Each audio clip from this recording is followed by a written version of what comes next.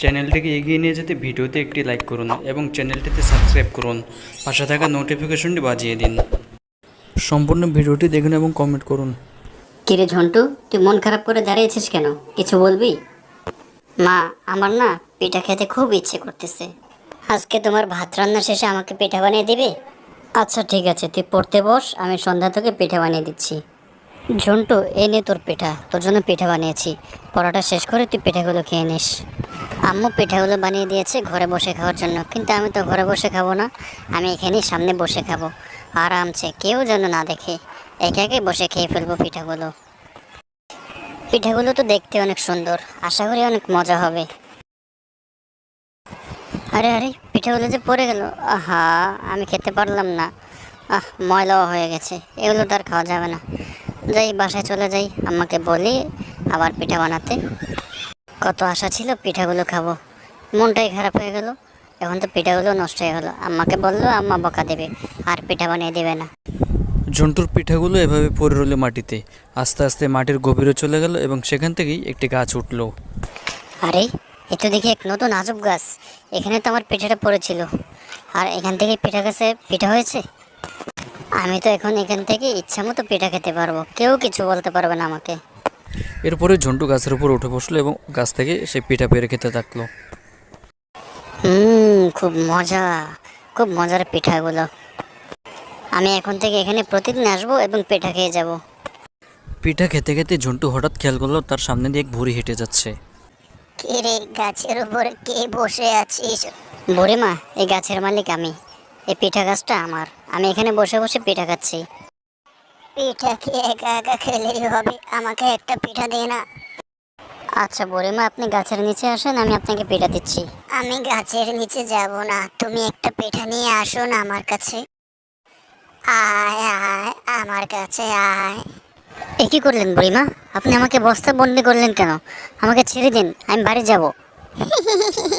তোকে তো ছাড়ার জন্য ধরে নাই রে, তোকে আমি বস্তায় ধরেছি, তোকে আমি নিয়ে যাব। এরপরেই বুড়ি ঝন্টুকে বস্তায় ভরে সাথে করে নিয়ে গেল।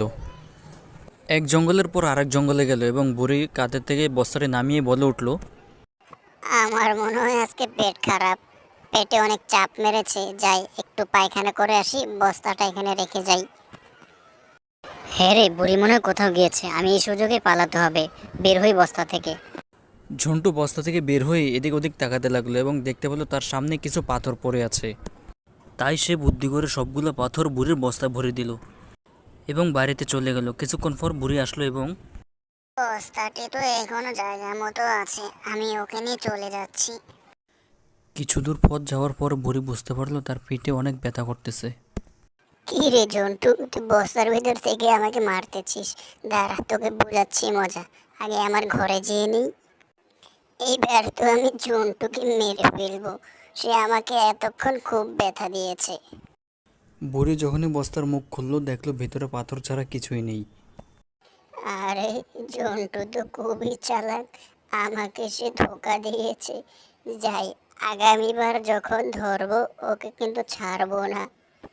পরের দিন ঝন্টু আবার যখন পিঠা খাচ্ছিল তখন ঠিক এই সময় বুড়ি এসে বলল, কি রে জন্টু, পিঠাকে তুই একা একাই খাবি? আমাকে একটা পিঠা দিয়ে না রে।